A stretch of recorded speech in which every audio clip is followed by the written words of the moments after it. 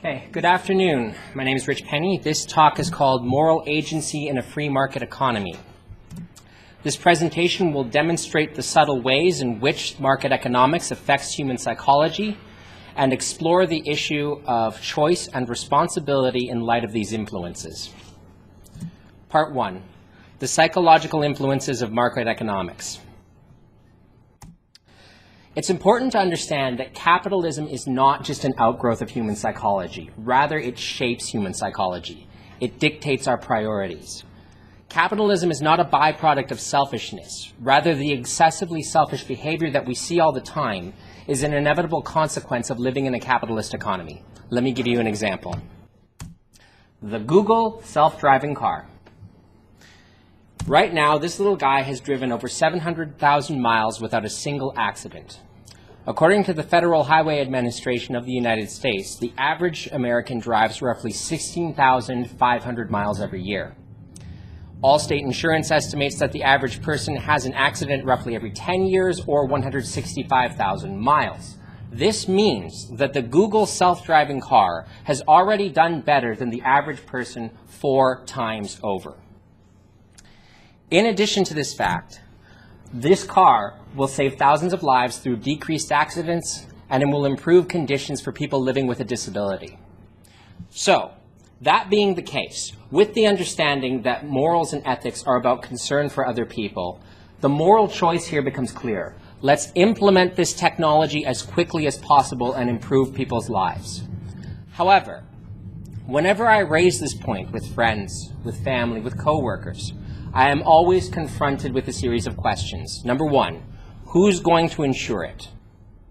Number 2, who's liable if it gets into an accident? Number 3, what happens to all the people who make their money, make their living off of various transportation jobs, and now what happens to them when cars and trucks start driving themselves? What this illustrates is what Peter Joseph talks about when he says that the monetary sequence of value has decoupled from the life sequence of value. The thing that will improve living conditions is a threat to financial stability, so we reject it in favor of money. If this seems too anecdotal for you, let me show you some hard data on what happens when financial incentives distort human perceptions. And Darren's going to hate me for this because I'm going to talk a lot about how incentives cause problems.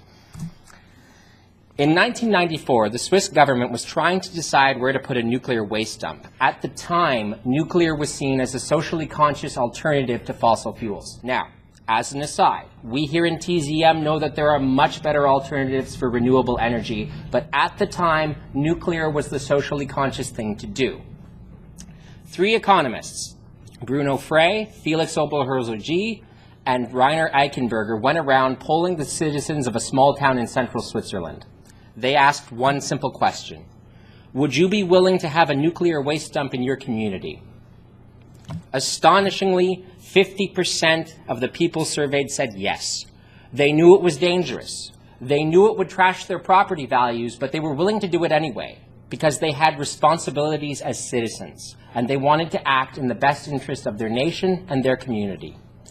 Some weeks later, our 3 economists returned to that town with a different question. This time they asked, would you be willing to have a nuclear waste dump in your community if we paid you 6 weeks' salary every year? Now, you would think that if 50% of people were willing to do this for no compensation whatsoever, that the addition of a financial incentive would only make more people willing to comply. But it turns out the exact opposite is true. This time around, only 25% of people said yes. Now, why is that the case? The addition of a financial incentive changed the issue from one of personal responsibility to one of personal gain. Instead of asking themselves, what is best for my community, people started asking whether the 6 weeks' salary was worth the problem of having a nuclear waste dump, whether it was personally beneficial for them to do this. To quote the research, the economic analysis also confirms that compensation crowds out public spirit.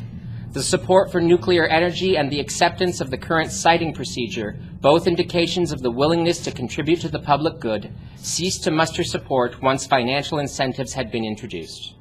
In short, you can't appeal to self-interest if what you want is socially conscious behavior. In addition to that, we can study the way incentives affect our tolerance for risk. 3 World Bank economists, Sean Cole, Martin Kantz, and Leora Clapper, conducted research on this subject. They asked 209 loan officers in India to evaluate loan applications. Some of the officers were given high rewards and steep punishments for loans that did well or performed poorly. Others were given small rewards and small punishments. And a third group was offered a commission for every loan they signed, regardless of how it performed. The results? The high-stakes lenders tended to be the most cautious, no surprise there. The officers who received a commission for every loan they signed, however, had a tendency to overestimate the performance of each loan. To quote the research again, "We find strong evidence that the structure of performance incentives distorts the subjective assessment of credit risk. Loan officers facing incentives that reward origination inflate internal ratings of loan performance by as much as 0.16 standard deviations. Incentives that reward origination do not merely affect the propensity to take on risk, but in fact distort loan officer judgment and the perception of credit risk." What this means is that it is not simply a case of loan officers being willing to take on riskier ventures for profit. Rather, they thought that those loans, which were going to perform badly, were more worthy of being taken on. If that's not enough for you, let's look at the results of a rigged game of Monopoly. Paul Piff, a professor of psychology at UC Irvine, wanted to study the effects of differential advantage on human behavior. He had several hundred students play Monopoly in a series of repeated trials. Each game began with one player holding twice as much cash as his opponent. Rich players collected twice as much money every time they passed go, and they were allowed to roll 2 dice instead of 1. The results? Within a matter of minutes, the rich players started to display aggressive behavior. They cheered, they threw their fists in the air, they gloated over their opponents. They also adopted dominant body language, and, unsurprisingly, they hoarded all the snacks. But that's not the most interesting aspect. The most interesting aspect is the cognitive changes that differential advantage causes. Piff eventually asked the players why they had won or why they had lost. And when the rich players were asked why they won the game, they inevitably talked about savvy business decisions and good strategy. In other words, despite knowing that they started the game with a much better position than their opponents, despite knowing that the game was rigged from the outset, they genuinely believed that they won because they had earned it. The rich players' understanding of the situation was completely warped. After the game, they talked about how they'd earned their success even though the game was blatantly rigged and their win should have been seen as inevitable. So let's review. Financial incentives make us less inclined towards socially conscious behavior. Certain types of incentives can increase our tolerance for risk, and differential advantage in the form of wealth makes us less empathetic, more aggressive, and more prone to believing that we deserved unearned success. The conclusion: the market is not just an outgrowth of human psychology, it shapes human psychology. Now, I want to make sure that we're clear on this point. I am not saying that human beings were perfectly pure angels before the big bad market came along and corrupted them. Human beings are capable of a wide range of behavior. The market simply disposes them in an antisocial direction. I'm reminded of a parable told by Chief Sitting Bull. He said, "Inside me there are 2 dogs. One is good and one is evil, and they fight. Which one wins? Whichever one I feed the most." The market feeds the evil dog while starving the good one. Part 2, our loss of moral agency. There are 3 major theories of ethics. They are deontology, consequentialism, and virtue ethics. Deontology is the theory that a decision is correct if the decision maker had good intentions. Consequentialism, that a decision is correct if it leads to a positive outcome. And virtue ethics says that a decision is correct if it embodies virtuous characteristics. Now, I don't expect you to earn a degree in philosophy here. What I am trying to tell you is that all of these philosophies share one common thing. They are all rooted in the idea that people are responsible for their own choices and decisions. However, in light of the subtle psychological influences that we have just seen, the ways that the world shapes us that we don't even understand, Is this realistic? Let's talk about those loan officers. In fact, let's go one step further and talk about Wall Street in 2008 and apply what we've just learned. Differential advantage stifles our capacity for empathy. Certain incentives increase our tolerance for risk. That being the case, is it any surprise that we saw aggressive lending, reckless spending, and an inevitable financial collapse? It shouldn't be, because we here in TZM learn to look at the world through a systemic lens and ask how the system influences our behavior. Psychological influence is one consideration. Another is a phenomenon that I call structural coercion. Structural coercion is the inability to make a moral choice because the system has removed all good options and you can only choose between one unethical course of action and another unethical course of action. Let me give you an example. How many people know this guy? Hands up. Okay, great. So in his very first song, Aladdin tells us why he does what he does, why he goes around the city stealing bread and fruit and using that to sometimes feed children. He summarizes his problem in one line. Gotta eat to live, gotta steal to eat, otherwise we'd get along. Aladdin is faced with two horrible choices. He can either steal, which would be a violation of his ethics, or he can allow himself to starve, which would also be a violation of his ethics. No matter what he does, he can't make a good choice. And many of us find ourselves in similar situations. Why do we submit to corporate power, even when it violates our ethics? Even when we know that what they're doing is wrong? Because we'll be fired if we don't, and then we will no longer have access to life-sustaining resources. The ultimate tool to coerce conformity, to enforce subordination to corporate power, is the threat of starvation. We seldom talk about it openly, but the so-called free market is anything but. It is a system designed to contain human behavior within very narrow parameters. And there are steep consequences for those who challenge power. If you don't believe me, let me introduce you to Linda Altmont. This woman was a former executive for J.P. Morgan Chase and one very brave soul who deserves your respect. She led a team of employees who examined written-off credit card debt before it was sold to debt buyers. One day in 2009, she presented her supervisors with a laundry list of compliance issues, including inaccurate or missing records, auto-signed affidavits, and accounts that were impossible to reconcile. Essentially, what Chase was doing was trying to cover up the fact that the debt they intended to sell had either been settled or dismissed in court, meaning it was worthless. They were trying to sell a worthless product. What happened to Altmont? Well, she was fired, but it didn't end there. Reporters descended on her home, and Chase hired an army of investigators to dig up dirt on her. I would like to read you some of Linda's story in her own words. This is from an article she wrote for Crack.com. At one point, we ended up renting a house in Florida with an abandoned house across the street. The day after we moved in, some guy came to rent the empty house. He never moved any furniture, but suddenly a forest of antennas sprouted from the roof. Isn't it good to know that while your bank can't put you on the phone with a human being in under an hour, they can have PIs watching your house in less than a day? Our house was broken into 3 times, once with me home. I guess they assumed that since all the cars were gone, no one was there. I was in the garage doing laundry. Then I walked into the kitchen, and the guy from the house across the street was there.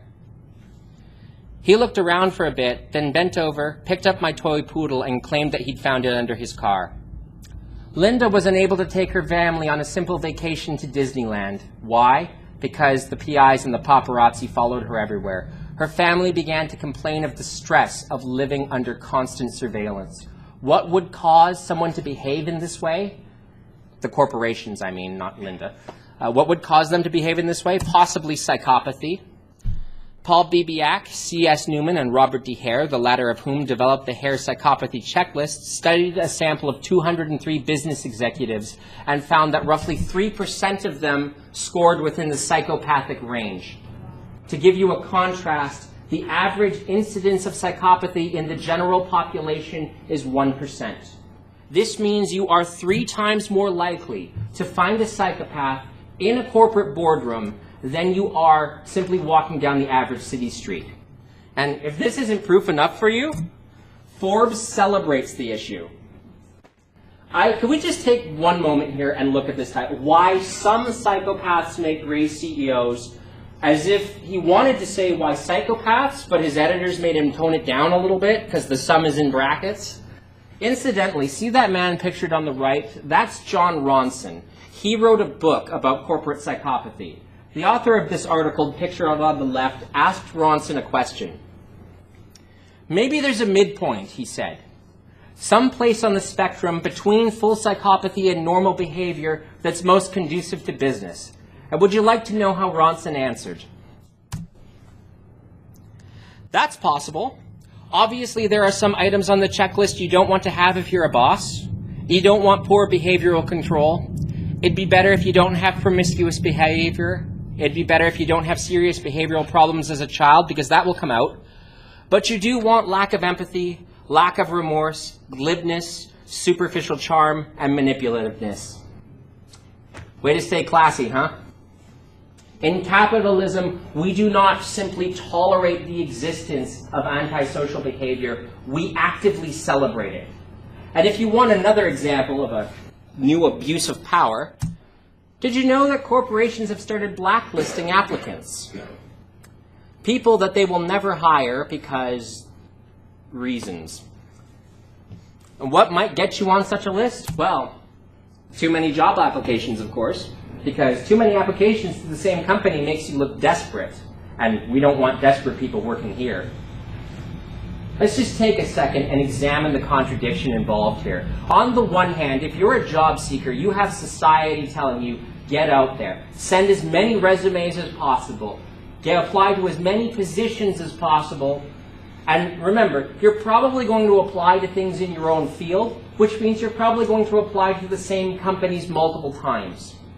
But at the same time, don't make too many applications, because if you do that, we might put you on our blacklist. Oh, and if we do that, we'll tell all our friends about it so that they won't hire you either.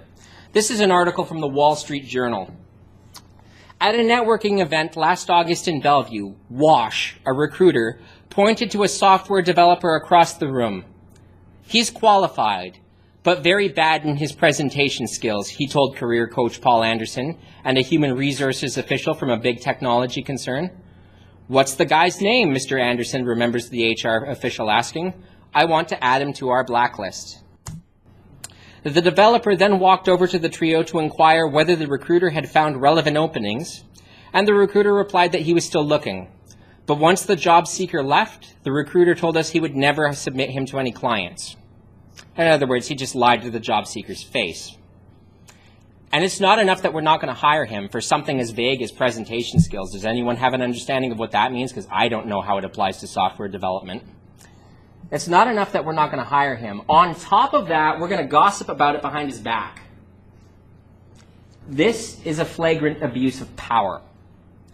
And if that's not enough, perhaps we should consider the story of Elizabeth Taft, the young fast food employee who was fired for being violently ill.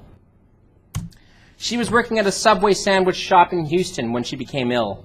After several trips to the restroom, she asked her supervisor to go home early and was told that she would be fired if she did not complete her shift.